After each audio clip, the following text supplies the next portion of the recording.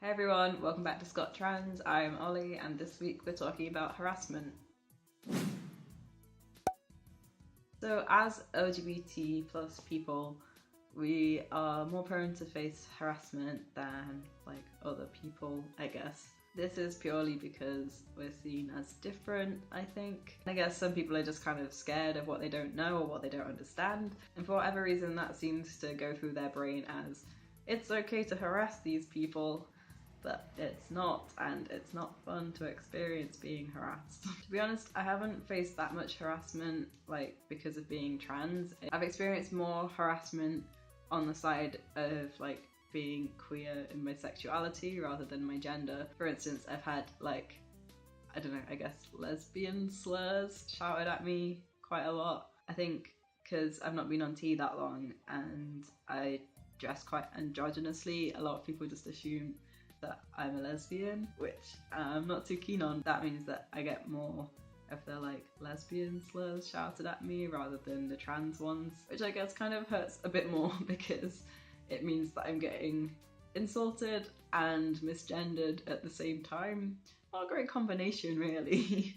I'm lucky though that I live in like a reasonably nice area at uni, so I've not really experienced a lot of that recently. That was more like before I came to uni and like before I came out as trans. I think the only really like not nice thing I've experienced is like a few months ago or something, me and my boyfriend were just walking down the street together and some lads walked past and spat at us. Shouted something first before they approached us, but because I'm hard of hearing, I genuinely don't notice if people shout slurs or whatever at me, because in order to hear someone say something, I have to be like listening and paying attention to them. So it's usually after it happens that people tell me it's happened, or I then realise. So I could have been harassed more times than I know because I don't notice all of the time. How we dealt with the situation, we just carried on walking, ignored them. Although it wasn't great, like they didn't hurt us, so at the end of the day I'm not gonna start a fight with them for doing something not violent. I like to think that I generally feel safe-ish like walking by myself or like with my other trans friends because I've had like self-defense lessons. I've done karate for like many years, so I feel like I could handle myself in a fight if it turned into one. But I think the best way of handling it is literally just ignoring them and try not to engage them, and hopefully they will go away.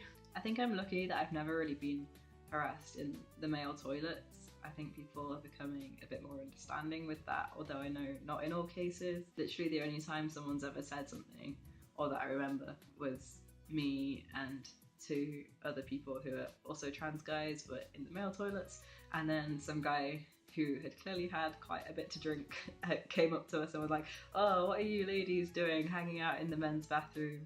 And then I just went, "I'm a dude."